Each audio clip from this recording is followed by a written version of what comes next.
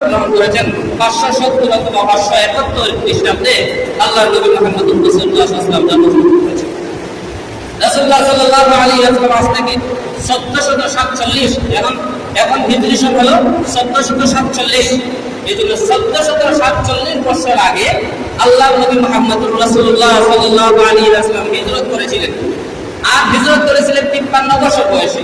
এতেই বোঝা গেল প্রায় 1500 বছর আগে আল্লাহর নবী মুহাম্মদ রাসূলুল্লাহ সাল্লাল্লাহু আলাইহি ওয়াসাল্লাম এই দুনিয়াতে জন্মগ্রহণ করেছিলেন। রাসূলুল্লাহ সাল্লাল্লাহু আলাইহি ওয়াসাল্লাম রাসূলুল্লাহ সাল্লাল্লাহু আলাইহি ওয়াসাল্লামের জন্ম সাধারণ মানুষের মতো নয়, বরং আল্লাহর রাসূলের জন্ম অসাধারণ।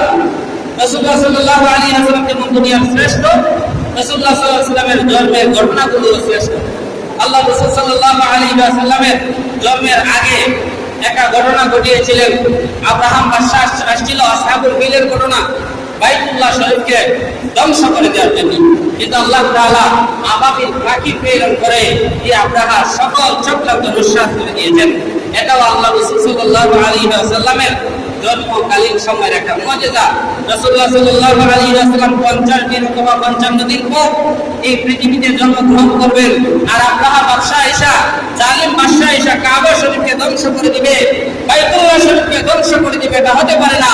আল্লাহ তাআলা ছোট ছোট পাখি বের করলেন, এই পাখির মাধ্যমে আল্লাহ তাআলা এদের ষড়যন্ত্রকে নষ্ট করে দিয়েছেন। এটা আপনি বা আমার জন্মের সময় এই ধরনের কোনো ঘটনা ঘটবে না। এই জন্য আল্লাহর নবীর মিলাদ আলোচনার বিষয়, এটা আমল করার বিষয় নয়। আমি চাইলে পারবো না আমার জন্মের 55 বছর আগে আল্লাহ তাআলার পক্ষ থেকে পাখি আইসা বাদশাহ চক্রান্ত নষ্ট করে দিবে। এই জন্য আল্লাহ রাসূল সাল্লাল্লাহু আলাইহি ওয়াসাল্লামের মিলাদ আলোচনা করা যায়, মিলাদ আমল করা যায় না। আল্লাহর নবী মুহাম্মদ রাসূলুল্লাহ সাল্লাল্লাহু আলাইহি ওয়াসাল্লামের জন্মের অনেক বছর আগে থেকে দুর্ভিক্ষ ছিল মক্কায়, দুর্ভিক্ষ ছিল মক্কায়।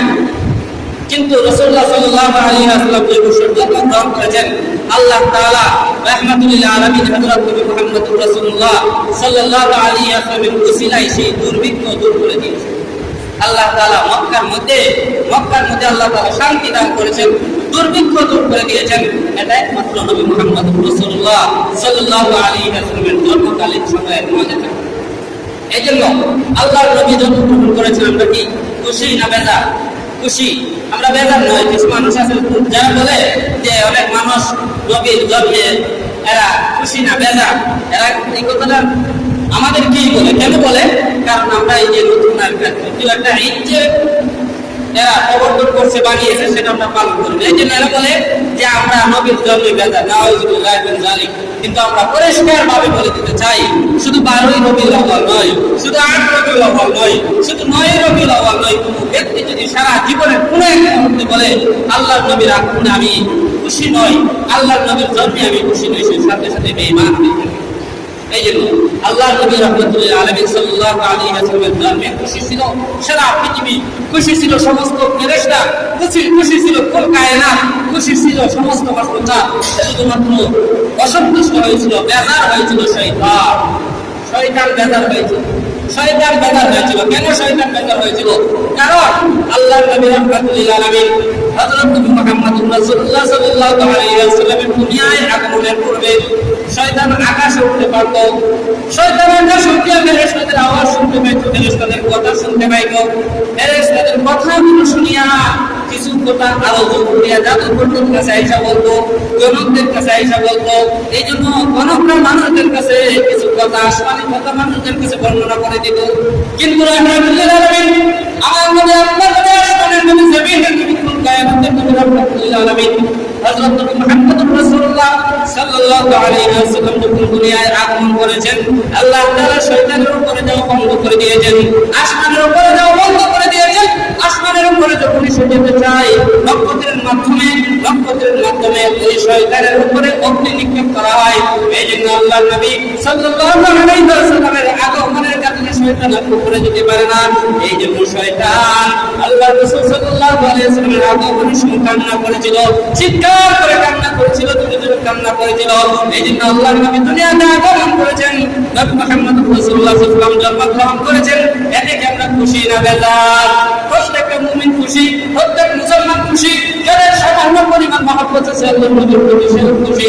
কোন ব্যক্তি বেজার হতে পারে না, কোন ব্যক্তি অসন্তুষ্ট হতে পারে না, কোন ব্যক্তি সামান্য পরিমাণ অসন্তুষ্ট হলে সে আর ঈমানদারি থাকতে পারে না। এই জন্য সমস্ত মুমিন মুসলমানরা খুশি, শুধুমাত্র কান্না করেছিল শয়তান। এটাও আল্লাহ রাসূলের জন্মকালীন সময়ের একটা মুজিজা যে আল্লাহর নবী মুহাম্মদুর রাসূলুল্লাহ সাল্লাল্লাহু আলাইহি ওয়াসাল্লাম এই দুনিয়াতে আগমনের মাধ্যমে শয়তানের আকাশের উপরে যাওয়া সে বন্ধ হয়ে গিয়েছিল।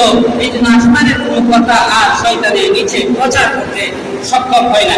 আল্লাহর নবী মুহাম্মদুর রাসূলুল্লাহ সাল্লাল্লাহু আলাইহি ওয়াসাল্লামের জন্ম বিশেষ মুজিজা।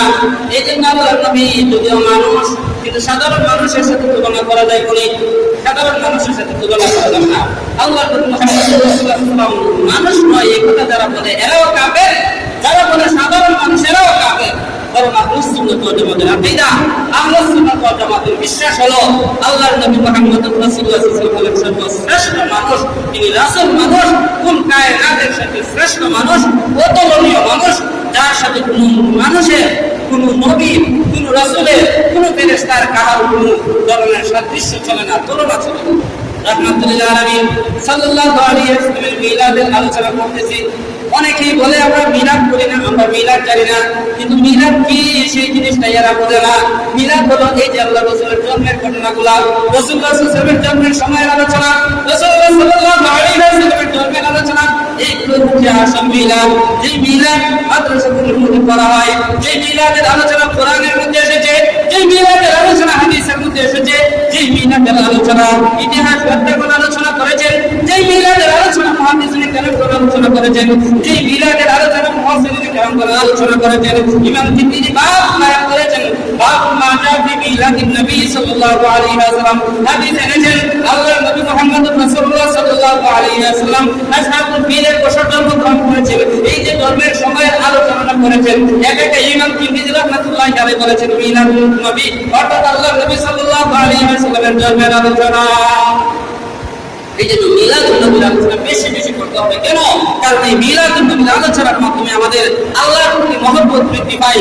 এই মিলাদুন নবীর আলোচনার মাধ্যমে আমাদের রাসূলুল্লাহ সাল্লাল্লাহু আলাইহি ওয়াসাল্লামের প্রতি মহব্বত বৃদ্ধি পায়। এই মিলাদুন নবীর আলোচনার মাধ্যমে আমাদের কোরআনের প্রতি মহব্বত বৃদ্ধি পায়। এই মিলাদুন নবীর আলোচনার মাধ্যমে আমাদের ইসলামের প্রতি মহব্বত বৃদ্ধি পায়। এই মিলাদুন নবীর আলোচনার মাধ্যমে একজন মানুষের ঈমানের নূর বৃদ্ধি পায়। এই মিলাদুন নবীর আলোচনার মাধ্যমে আমাদের মুসলমানদের দ্বারা পরিপূর্ণ হয়।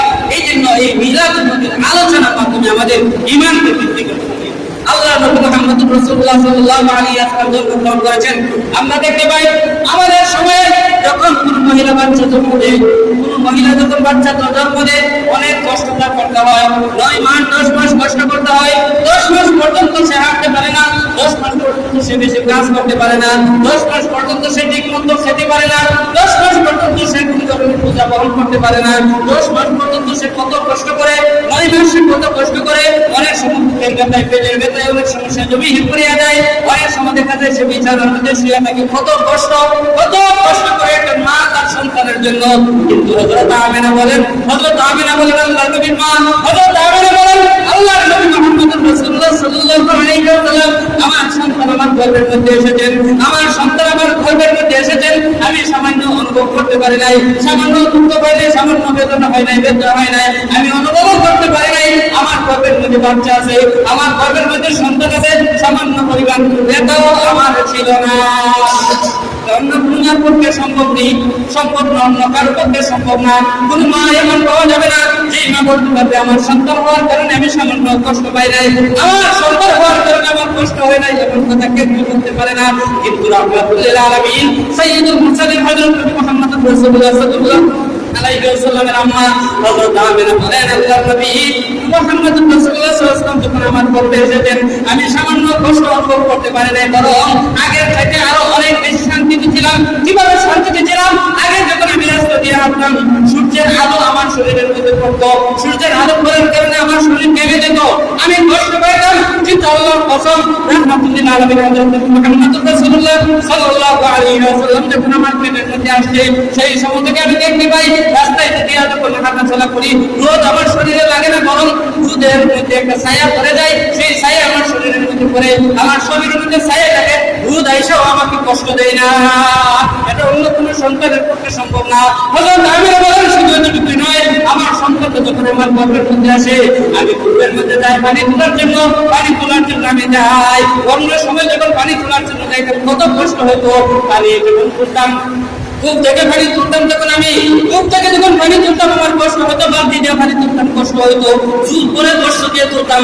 কিন্তু আল্লাহর কসম, আমার সন্তান রাহমাতুল আলামিন হযরত নবী মুহাম্মদ রাসূলুল্লাহ সাল্লাল্লাহু আলাইহি ওয়াসাল্লাম যেই দিন থেকে আমার গর্ভে এসেছেন, সেই সময় থেকে যখন আমি কূপের মধ্যে বালতি তোলার জন্য যাইতাম, আমি দেখতাম বালতির মধ্যে কাম দেওয়ার আগে আগে অটোমেটিক সেই বালতিটা কূপের পাড়ে ওইটা চলে আসলো। এই হলো রাহমাতুল আলামিন হযরত নবী মুহাম্মদ রাসূলুল্লাহ সাল্লাল্লাহু আলাইহি ওয়াসাল্লামের মুজিজা। এটা আমার ক্ষেত্রে, আপনার ক্ষেত্রে, দুনিয়ার কোন সন্তানের ক্ষেত্রে, দুনিয়ার কোন ব্যক্তির ক্ষেত্রে সম্ভব না। এটাই হচ্ছে আল্লাহর নবী মুহাম্মদ রাসূলুল্লাহ সাল্লাল্লাহু আলাইহি ওয়াসাল্লামের জন্মকালীন আলোচনা, এটাই হচ্ছে মিলাদুন নবীর আলোচনা, এটাই হচ্ছে আল্লাহর নবী যে আমাদের জন্য নিয়ামত। নবী মুহাম্মদ রাসূলুল্লাহ সাল্লাল্লাহু আলাইহি ওয়াসাল্লামের সর্বশ্রেষ্ঠ নিয়ামত, সর্বশ্রেষ্ঠ রহমত এর দলিল। আল্লাহ নবী মুহাম্মদ রাসূলুল্লাহ সাল্লাল্লাহু আলাইহি ওয়াসাল্লাম দুনিয়াতে আগমন করেছেন। আমরা দেখতে পাই সন্তান উলঙ্গ অবস্থায় দুনিয়াতে আসে, উলঙ্গ অবস্থায় আসে, কিন্তু রাহমাতুল আলামিন সাল্লাল্লাহু আলাইহি ওয়াসাল্লাম, রাহমাতুল আলামিন সাল্লাল্লাহু আলাইহি ওয়াসাল্লামের মুজিজা, তিনি আয়েশা যখন দুনিয়াতে জন্মগ্রহণ করেন, আসার পরে দেখা গেল না বাম হাতটা লজ্জার স্থানে দিয়ে রাখছেন। জন্ম করার পরেও কেউ লজ্জাস্থান দেখে নাই। উনার আম্মা চাইলেন হাতটা সরিয়ে দিতে সম্ভব না, কান্না শুরু করে দেয়, হাতটা সরিয়ে দেন, কান্না শুরু করে দেয়। আমিনা বলেন বুঝে ফেলেছি আমার সন্তান সাধারণ কোনো সন্তান নয়, আমার সন্তান সাধারণ কোনো সন্তান নয়। আমার কাপড় এই নাকার লজ্জাস্থানে দাও। কাপড় যখন দেওয়া হলো, সাথে সাথে হযরত মুহাম্মদ রাসূলুল্লাহ সাল্লাল্লাহু আলাইহি ওয়াসাল্লাম হাতটা সরিয়ে ফেললেন। এই জন্য জন্মের পরেও আল্লাহর নবীর লজ্জাস্থান কেউই দেখতে পারে না। এটা আল্লাহর নবীর মুজিজা।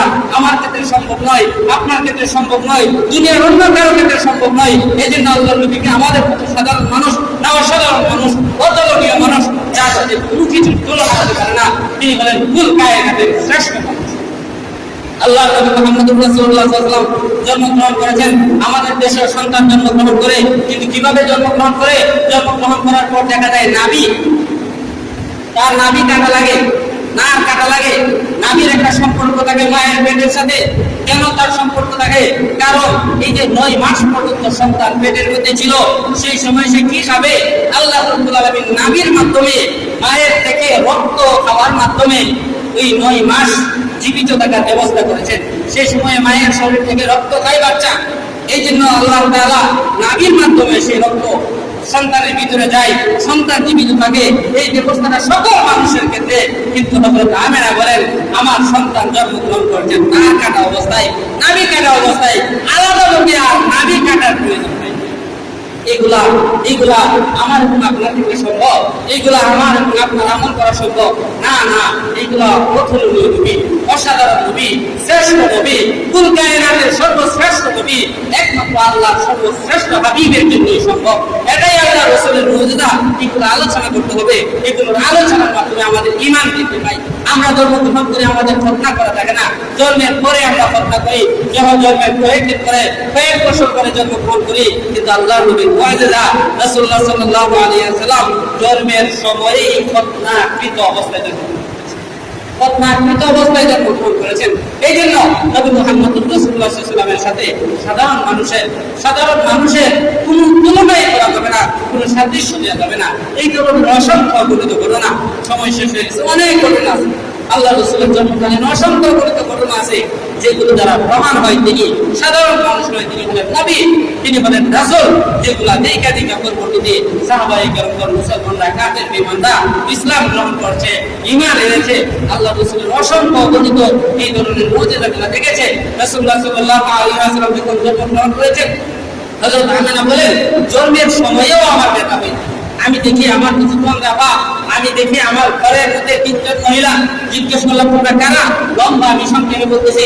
একজন বললো আমি হলাম হযরত হাওয়া আলাইহিস সালাতু ওয়াস সালাম, আরেকজন বললো আমি মরিয়ম আলাইহিস সালাতু ওয়াস সালাম, আরেকজন বললো আমি আসিয়া আলাইহিস সালাতু ওয়াস সালাম। বলে আপনারা কেন এসেছেন?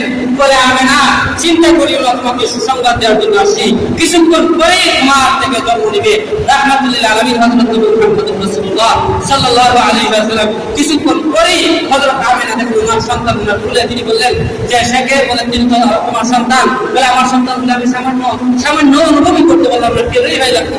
আপনাদের সমাজের ব্যথাই কিভাবে হাসপাতালে নিবে 3 মাস আগ থেকেই চিন্তা করে, 1 বছর আগেই চিন্তা করে কিভাবে হাসপাতালে নেওয়া যাবে, কিভাবে তার হাসপাতালে নেওয়া যাবে, কিভাবে সে গর্ভধারণ করবে চিন্তা করে। কিন্তু আমিনা বলে আমার সন্তান যে জন্ম হয়েছে আমি অনুভবই করতে পারি নাই। আমি দেখি পূর্ণিমার চাঁদের মতো আমার এক সন্তান জন্ম, কত সুন্দর সন্তান।